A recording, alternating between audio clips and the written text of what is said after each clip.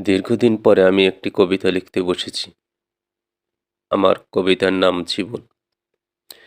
যখন আমার দুরন্ত কৈশোর কেটেছে, মেঘের দিকে তাকিয়ে মনে করতাম মেঘের কোলে পঙ্খিরা চড়ে বেড়াবো।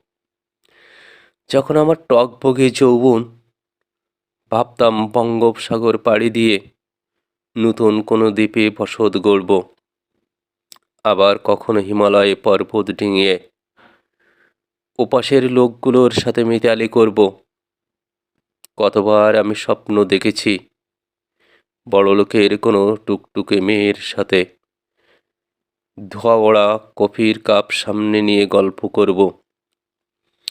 ভাবতাম ঘুমুর পরা কোনো পল্লীবালার সাথে সুখের ঘর বাঁধব। দুজনে পাশাপাশি বসে গন্ধরাজ ফুলের সুবাস নিতে নিতে আকাশের তারা গুনব। দুরন্ত কৈশোর, বাঁধভাঙা যৌবনে অজস্র স্বপ্ন দেখেছি। স্বপ্নগুলো আমার শুধু স্বপ্নই রয়ে গেল। কৈশোরের সেই স্বপ্ন দেখা মেঘ ছুঁয়ে দেখা হয়নি, মেঘনার মোহনার জল আমার দেখা হয়নি। হিমালয় কেন, সিলেটের টিলাগুলো পর্যন্ত আমি পৌঁছতে পারিনি। স্বপ্ন দেখা রাজকন্যার সাথে আমার মিতালি হয়নি। সবগুলো না পাওয়ার মাঝে আমাদের জীবন চলছে। গ্রামের সাধারণ একটা মেয়ে আমার গৃহিণী। আমার মতো হয়তো তারও অনেক স্বপ্ন ছিল। স্বামী সংসারের কাছে তারও অনেক আশা ছিল।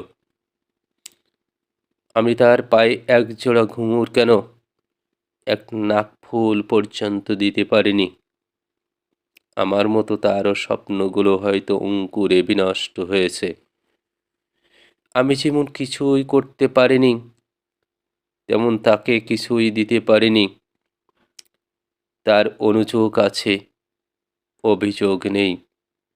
সকল না পাওয়ার মাঝে আমাদের জীবন চলছে। এটাই বুঝি জীবন, এটাই বুঝি সংসার।